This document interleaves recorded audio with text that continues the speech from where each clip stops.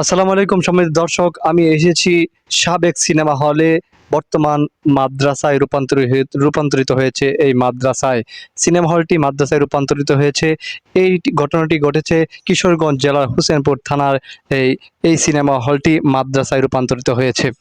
আমার সাথে আছেন যে এই সিনেমা হলটি যিনি মাদ্রাসায় রূপান্তরিত করেছেন, প্রতিষ্ঠাতা পরিচালক মাওলানা আব্দুল আহাদ সাহেব আমাদের সাথে আছেন। এবং মাদ্রাসাটি যেহেতু আগে সিনেমা ছিল, সেই সিনেমাটি কিভাবে মাদ্রাসায় রূপান্তরিত হয়েছে সেটা আপনাদেরকে জানাবো। তার আগে আমরা এই সাবেক সিনেমা হলটি ঘুরে দেখব এর ভিতরে কি অবস্থা।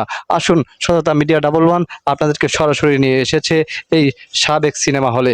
সম্মানিত দর্শকবৃন্দ, সবাই মিলে সততা মিডিয়া 11কে সাবস্ক্রাইব করবেন এবং সবাই এই ভিডিওটি শেয়ার করবেন।